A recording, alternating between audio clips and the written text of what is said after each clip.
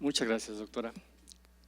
El siguiente panelista es el doctor Eduardo Rodríguez Orella y Román. Es doctor en Planning Economics Cluster por la London School of Economics y doctor en Economía de la Universidad de Barcelona. Es miembro del Sistema Nacional de Investigadores, nivel 2, y se ha especializado en mercado laboral, desarrollo regional, corrupción, transparencia y microeconomía aplicada. Actualmente es director del doctorado en Políticas Públicas de la EJAP, Campus Estado de México, y se desempeñó anteriormente como coordinador de investigación en el ITES, en la Universidad Iberoamericana, y como asesor del subsecretario de Desarrollo Urbano en la Secretaría de Desarrollo Social. Es consultor para diversos organismos como el Banco Mundial, Programa de Naciones Unidas y la Secretaría de la Función Pública. También ha participado en diversas evaluaciones de política social, como el Programa de Oportunidades y otros de calidad educativa en zonas rurales marginadas. A lo largo de su trayectoria ha obtenido importantes reconocimientos, entre los que destacan Premio de Investigación Científica a Investigadores Jóvenes 2010, Premio de Investigación Juan F. Noyola 2007 de la UNAM, primer lugar en Medal for Research on Development de la Global Development Network 2006 y el Premio FICSAC a Investigador Más Productivo por la Universidad Iberoamericana. Dejo con ustedes al doctor Eduardo Rodríguez Orella. Muchas gracias a INEGI y al Colmex por la invitación. Y lo que voy a presentar aquí es una cuestión que está muy ligada a desarrollo local en términos de su potencial para incrementar la productividad y obviamente aumentar el desarrollo en las regiones. Es un índice de desarrollo laboral que está construido por estados y que estoy acabando con dos de mis alumnos que están ahí sentados, Diego y Pedro. Ok, hemos visto en los últimos años que diversos indicadores de organismos internacionales, por ejemplo, el Banco Mundial, la OECD, el Banco Interamericano de Desarrollo, nos señalan de forma muy reiterativa una cosa que si bien se cumple para México, es aplicable también para todos los países de América Latina. Los mercados de trabajo están un tanto estancados. Bajos salarios, altos niveles de informalidad, una masa de trabajadores con bajos niveles de habilidades que pudieran impulsar una mayor productividad. Entonces, y no hemos visto que las condiciones cambien mucho. Ok, obviamente estos indicadores nos dan una idea de hacia dónde puede moverse un país relativo a otro en términos de los alcances que pudiera tener en términos de productividad y de mejora de bienestar reflejado a través, obviamente, de la calidad de los trabajos que tengan los individuos, ¿no? Esto ayuda a enfocar políticas públicas en ciertos aspectos, en términos de productividad, en términos de equidad, en términos de bienestar y obviamente discernir cuáles son estos aspectos y dónde podemos mejorarlos, y su análisis es de donde podemos derivar mejores políticas públicas enfocadas en mercados de trabajo. Esto es entre países, pero obviamente dentro de un mismo país, a nivel de regiones, uno puede esperar diferentes también desigualdades y que se cumpla también esto de algunas regiones son más desarrolladas que otras en algunos términos y quizá las políticas públicas que pudieran requerir no necesariamente son las mismas que otras que pudieran estar menos desarrolladas. Y es importante entonces en este aspecto ir dentro de un país y también ver qué es lo que pasa en términos de la capacidad laboral que puedan tener. Entonces, el análisis de partida es un paper de Lundqvist donde analiza el subdesarrollo económico enfocado en la capacidad de los mercados de trabajo que tienen los países. Es un paper del 93 del Journal of Development Economics, y en él hace todo un marco teórico donde elabora ciertos criterios, y hace todas las demostraciones obviamente, donde determina cuáles son estos aspectos que pudieran tener los países que marcan el grado, el nivel de subdesarrollo que tienen y que los estaría atando a una baja productividad y por lo tanto a un bajo nivel potencial de desarrollo. Entonces, lo que vamos a hacer nosotros, o que estamos acabando de hacer, es adaptar los criterios de este paper a ciertas condiciones que pueden medirse y que nos permiten a nivel dentro de México ver cuáles son los potenciales de desarrollo basados en el mercado de trabajo. Esto también es muy importante porque sabemos muy bien que organismos como la OIT, por ejemplo, han impulsado ideas como la del trabajo decente, ¿no? Esto lleva el concepto de trabajo decente, contiene diversos componentes, que algunos de los cuales no necesariamente son medibles, no es posible medirlos de alguna forma, ¿no? Obtener los datos. Entonces, aquí nosotros estamos adaptando para hacerlo con las encuestas nacionales de ocupaciones y empleo y ponerlos en determinados ámbitos que ahorita vamos a explicar. Ok, las condiciones del LUNGBIS para tener un subdesarrollo en el mercado laboral y por lo tanto una baja capacidad de desarrollo en un país son una alta tasa de trabajadores de bajas habilidades en la fuerza laboral. Obviamente cuando tenemos proporcionalmente mayor número de trabajadores de menores habilidades, el potencial productivo es más bajo. Un bajo acervo de capital, es decir, la innovación y la productividad van a ser bajas también, el complemento con las habilidades pues tampoco puede desarrollarse mejor. Un bajo Producto Nacional Bruto, esto se refleja en la baja el reflejo en la baja productividad, una alta tasa de retornos al capital humano, es decir, cuando tenemos una menor proporción de trabajadores de mayores habilidades, la tasa de retorno del pago que se hace a estos trabajadores obviamente es mayor. ¿Ok? Entonces, una alta tasa de retornos al capital humano lo que nos indica es un mercado laboral menos desarrollado. Y una gran diferencial en salarios entre trabajadores con distintos niveles de educación. Es en parte reflejo de lo anterior y lo que nos indica también es una gran desigualdad que también se traduce en una reducción del bienestar.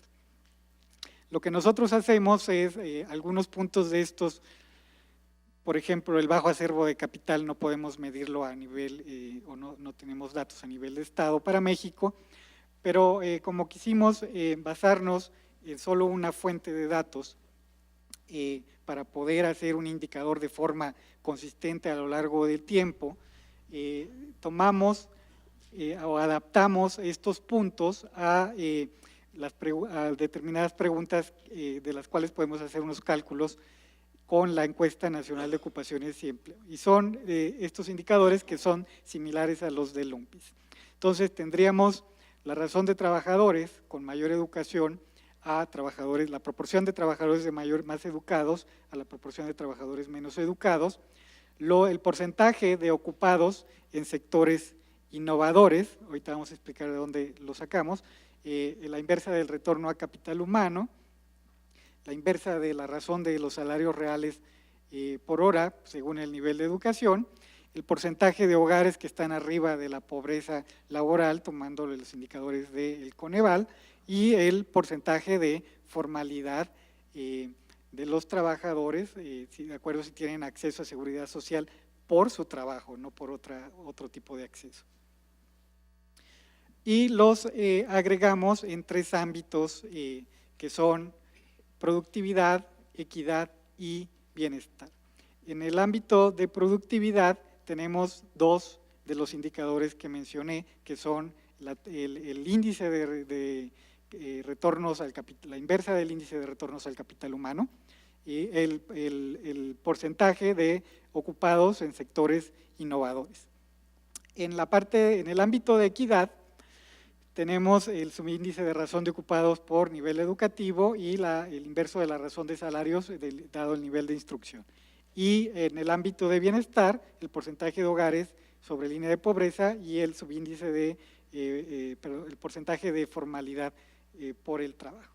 Y estos los agregamos siguiendo la misma metodología de agregación del índice de desarrollo humano con la nueva metodología, donde multiplicamos los subindicadores elevados a, en este caso, un medio, y después los volvemos a agregar de la misma forma y obtenemos, en este caso, el índice de desarrollo del mercado de trabajo. Cabe aclarar, bueno, aquí en las características que presenta Lumbis son las características hacia un mercado subdesarrollado, nosotros la ponemos en positivo, ¿no? Pero es lo mismo. ¿Cómo lo medimos? Bueno, en el primer ámbito de productividad, el primer subíndice es el de retornos al capital humano. Para esto aplicamos una miseriana extendida, donde tenemos los años de educación, la experiencia al cuadrado, género, determinado tipo de ocupaciones, etcétera, ¿no? Urbano, rural, en donde trabaja, y tenemos el logaritmo del salario real por hora. Con la tasa de educación, calculamos entonces el valor observado que tenemos abajo. Acá descontamos el mínimo y lo dividimos entre la diferencia entre el mínimo y el máximo y sacamos el 1 menos este valor. El mínimo y el máximo, también siguiendo el índice de desarrollo humano, pueden ser hipotéticos o pueden ser observados en algún momento de alguna forma. Entonces, el máximo que tenemos aquí lo obtuvimos del paper de Patrinos y Zacharopoulos, donde obtienen las tasas de retorno a capital humano a nivel mundial, y el máximo observado es el de Costa de Marfil del 21%, ¿no? Entonces, simplemente tomamos eso y un mínimo hipotético de 0. No podemos tomar el mínimo observado porque siempre sería el de Chiapas y nos jala hacia abajo todos los demás. Entonces, por eso establecimos este piso. Después, lo que hicimos es, el segundo componente de este ámbito de productividad es el de porcentaje de ocupados en sectores innovadores. Y aquí nos basamos en el estudio publicado por Thomson Reuters del Top 100 Global Innovators en North America, y adaptamos entonces a la clasificación de la Encuesta Nacional de Ocupaciones y Empleo los sectores más innovadores para México y determinamos el número de ocupados en esos sectores. Y la forma de calcularlo es el número de ocupados en sectores innovadores sobre el total de ocupados, y después volvemos a aplicar mínimos y máximos para sacar el subíndice. ¿Qué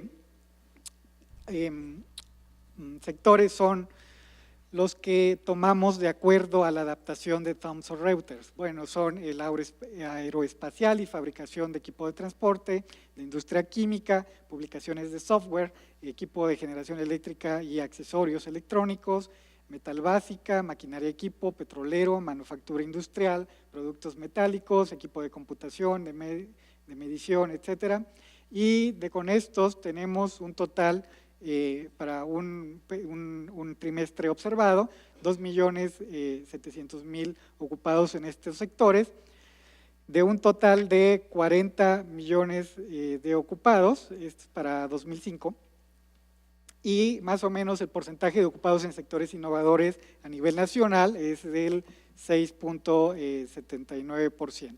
Ya a nivel entre estados, hay unos que casi tienen menos del 1% y otros que tienen casi el 19%, ¿no? En términos de diferencias ocupados en sectores innovadores. El segundo ámbito es el de equidad y el primer subíndice es el de razón de ocupados por nivel educativo. Entonces, aquí simplemente tomamos la razón de ocupados con mayor nivel de educación dividido entre los ocupados con menor nivel educativo, y para esto hicimos una división estándar, ¿no?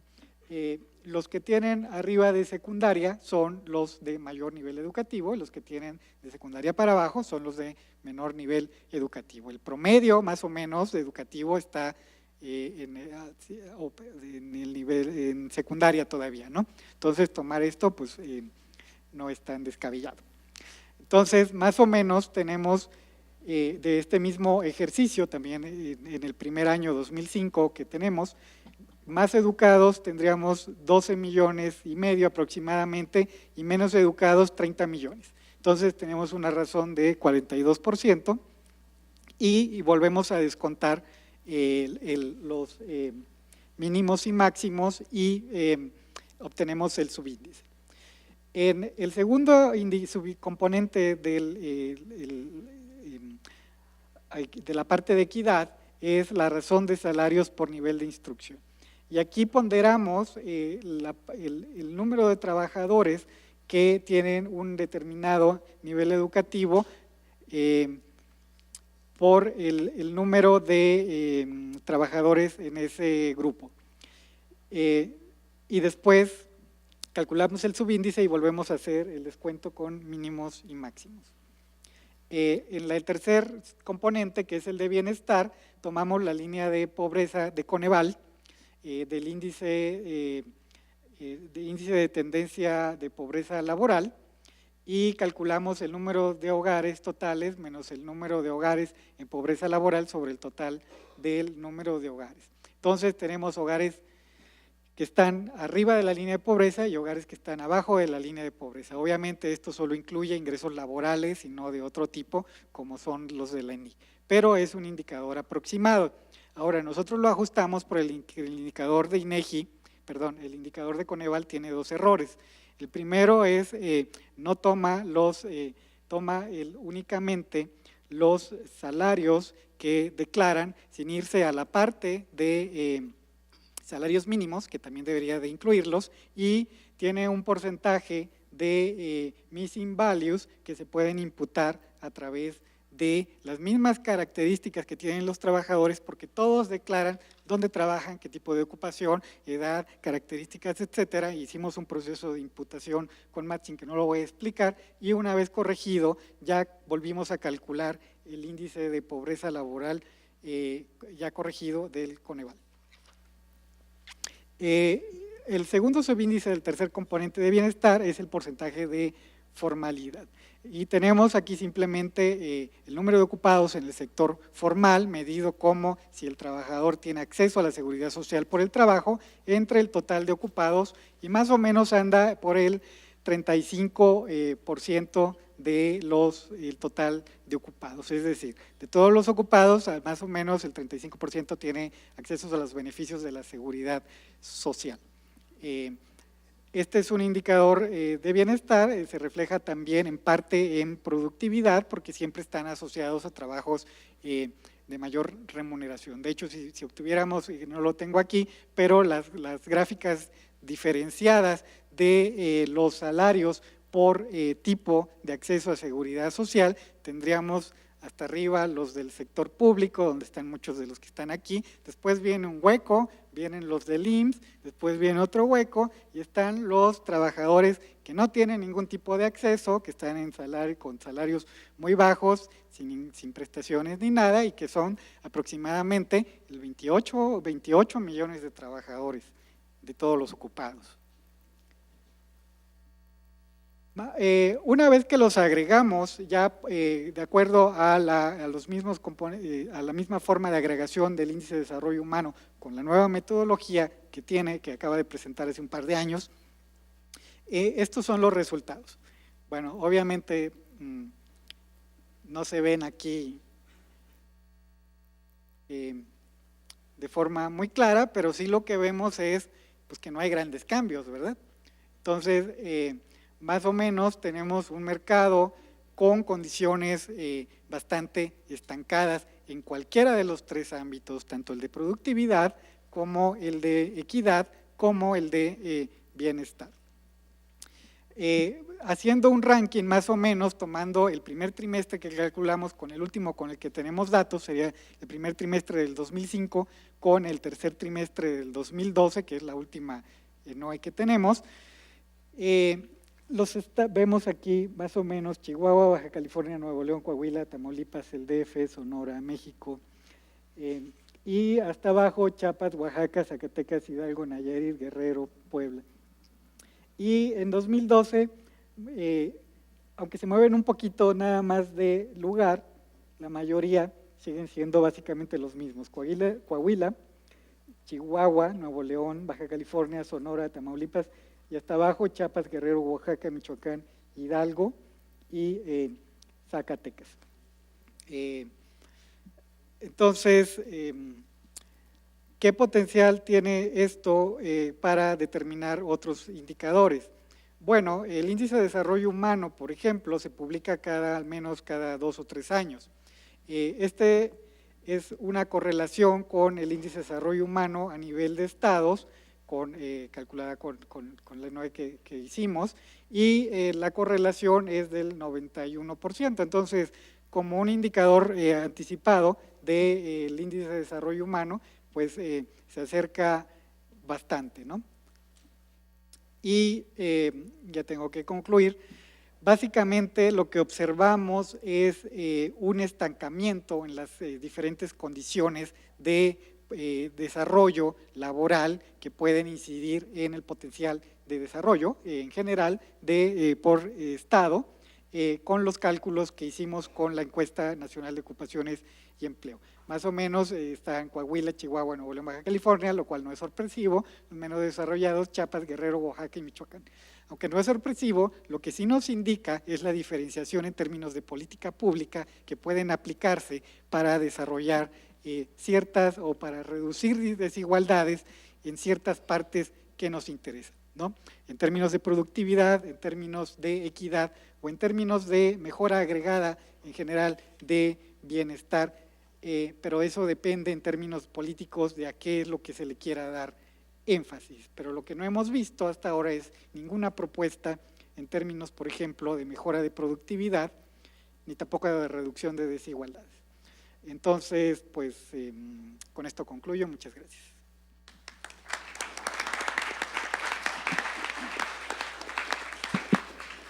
Muchas gracias al doctor Eduardo Rodríguez. Les recuerdo y les recomiendo, vayan formulando sus preguntas en los formatos que ustedes tienen, identificando el panelista al quien desean consultar. Nuestro siguiente participante es el doctor Manuel Suárez Lastra. El doctor Suárez es licenciado en Ciencias Políticas y Administración Pública por la Universidad Nacional Autónoma de México. Tiene un posgrado en el City and Regional Planning de la Universidad de California en Berkeley y en el año 2007 obtuvo el grado de doctor en Geografía por la UNAM. Es miembro del Sistema Nacional de Investigadores en el Instituto de Geografía de la UNAM. Sus líneas de investigación son estructura urbana, uso del suelo y transporte y eficiencia en sistemas urbanos.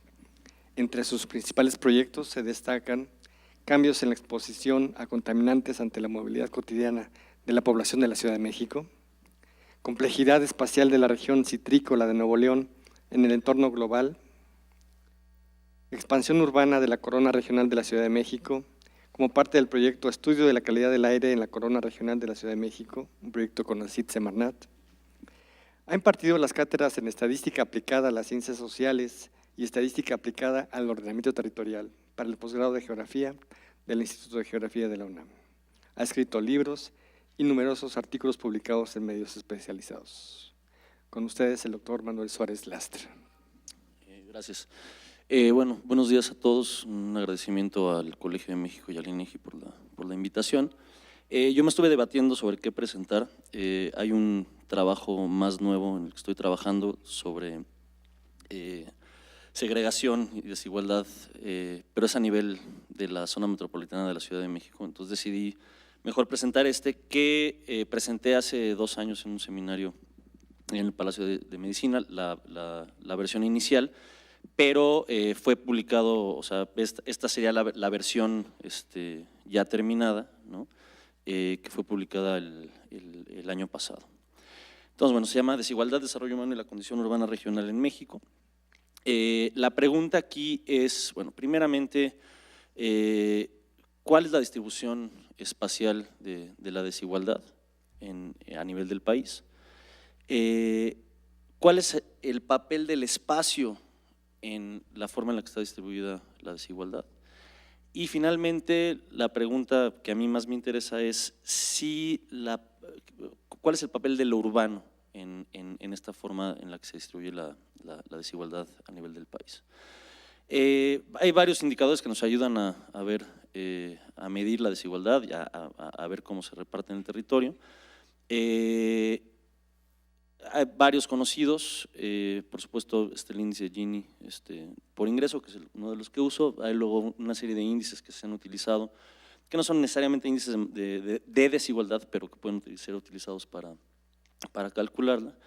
El índice de marginación del CONAPO, el índice de desarrollo humano, hay diferentes líneas de pobreza. Por supuesto está el nuevo índice multidimensional de Coneval.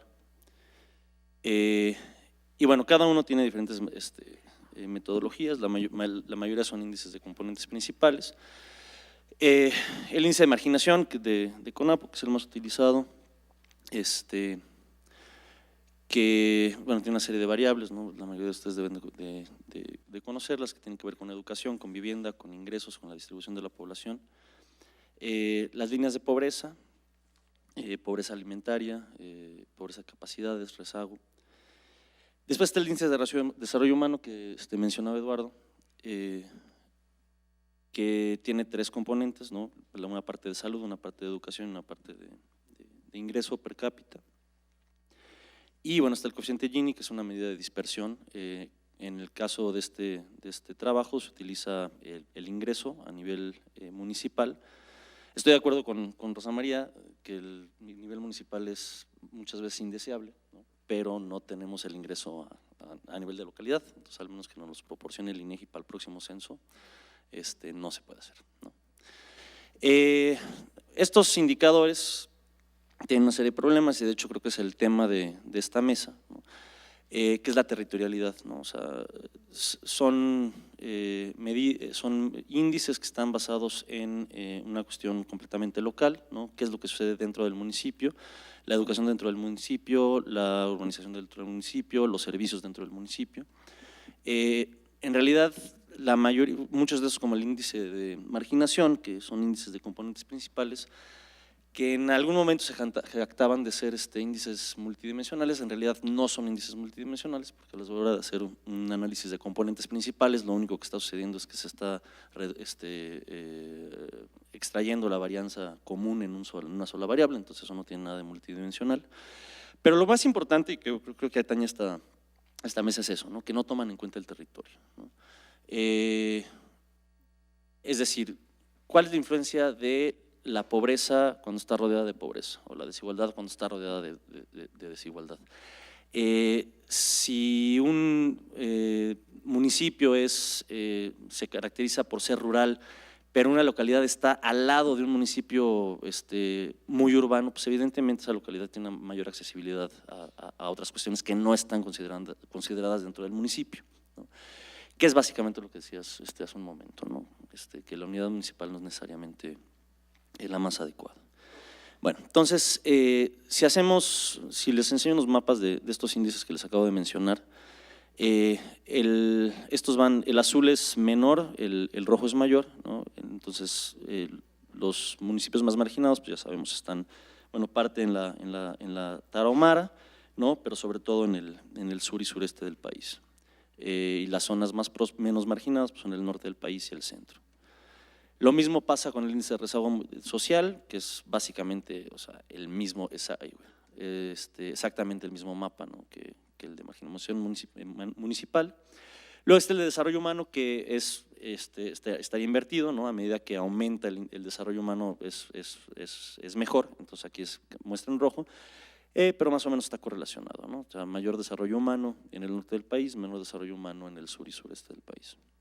Y luego está el índice de Gini, que es la desigualdad, que no necesariamente tiene que estar correlacionado con la pobreza, ¿no? Se puede tener una sociedad perfectamente igual, ¿no?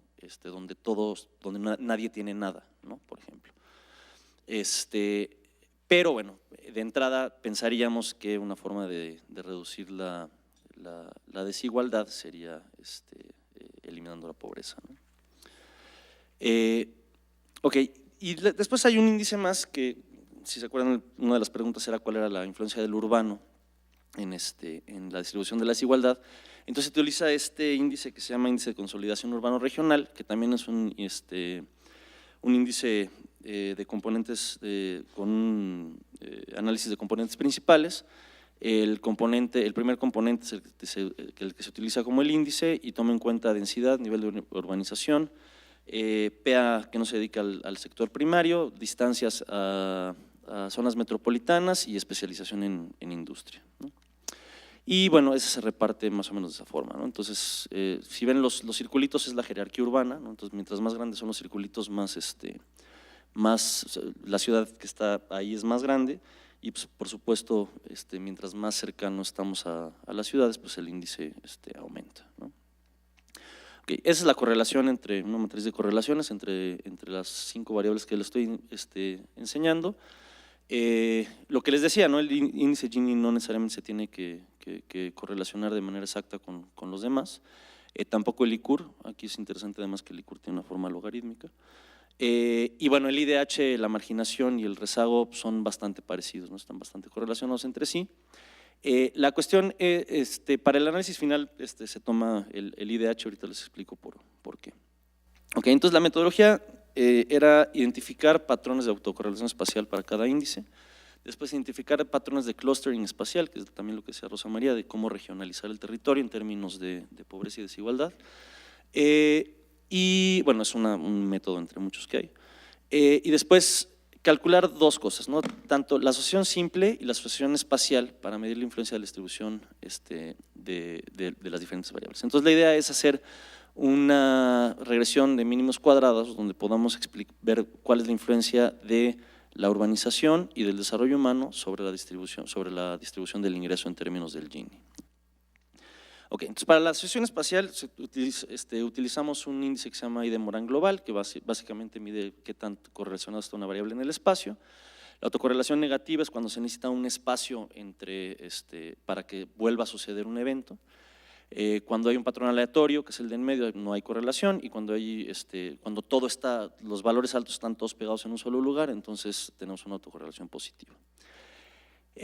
Derivado de esta medida, hay otra que es de autocorrelación espacial local, que básicamente a través de tipificación de los valores se generan áreas donde podemos tener conglomerados o clústeres de valores altos de una variable rodeados de valores altos, valores bajos de una variable rodeados de variables de valores bajos, y después casos atípicos donde hay valores altos rodeados de bajos o bajos rodeados de altos, y hay una categoría más donde no hay asociación, ¿no?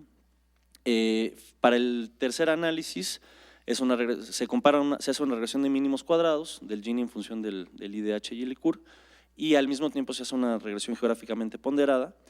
Entonces la idea es que si uno agarra la R cuadrada de la regresión geográficamente ponderada y le resta la R cuadrada de la regresión de mínimos cuadrados, las dos ajustadas, entonces es la proporción que va a explicar el espacio sobre la visión sin espacio, ¿no? Ok, entonces una serie de resultados.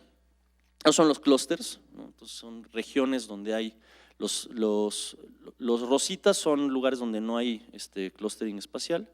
Los amarillos son donde hay marginación alta rodeada de marginación alta, que es básicamente el sureste y un cacho de la Tarahumara, y los moraditos, que serían, bueno, los que están en el norte, no sé qué color es ese, serían donde hay baja marginación, rodeada de baja marginación. Pasa lo mismo con el rezago, que habíamos dicho que básicamente es la misma, el mismo índice. El IDH es similar, no es exactamente igual, pero es similar. Y después ahí está la desigualdad y la urbanización, ¿no? Entonces también son de alguna manera como resultados esperados, ¿no? O sea, cerca de las ciudades grandes pues hay clustering de urbanos.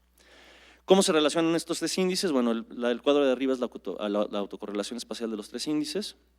Esta es una relación, si conocen ese índice, cualquier valor arriba de 0.20 es bastante alto, ¿no? Entonces tenemos valores de 0.41, de 0.40 y 0.60, que son pues, relativamente alto.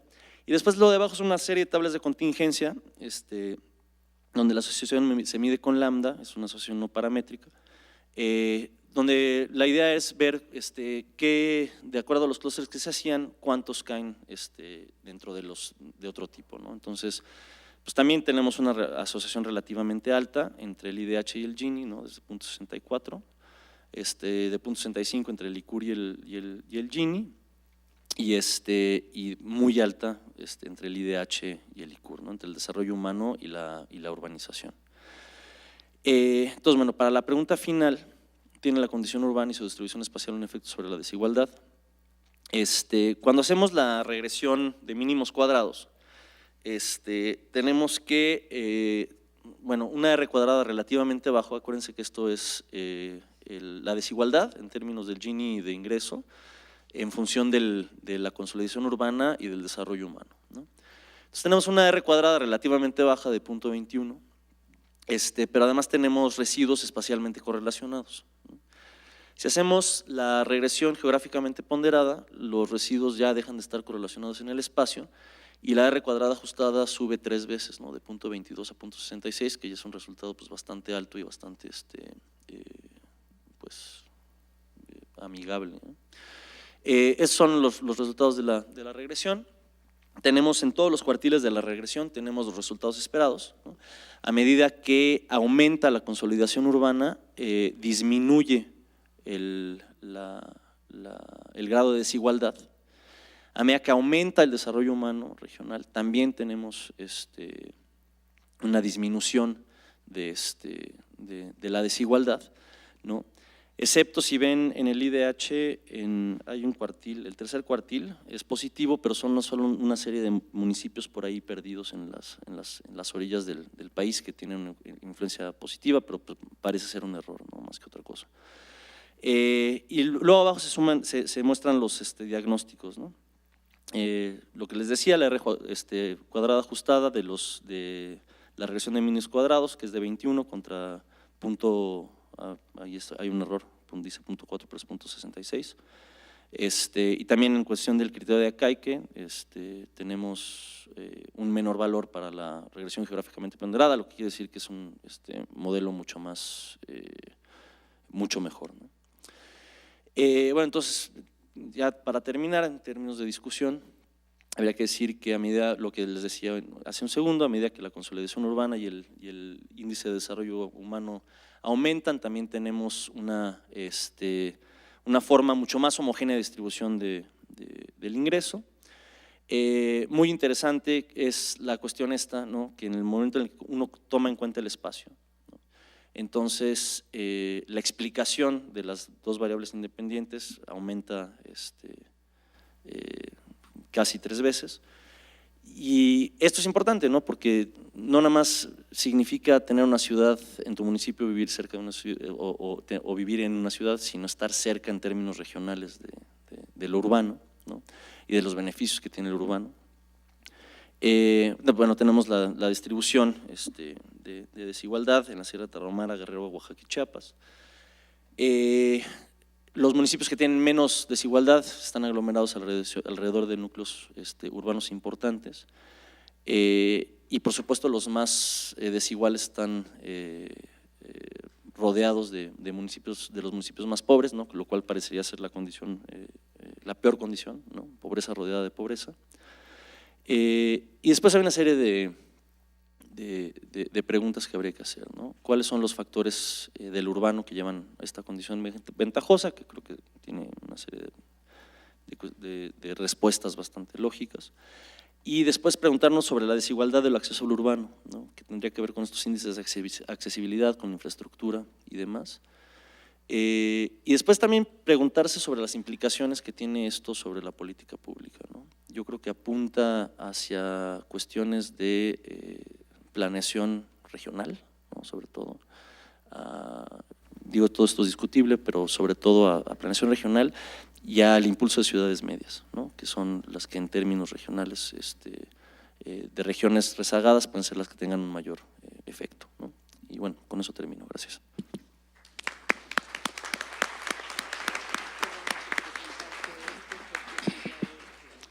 Muchas gracias al doctor Manuel Suárez.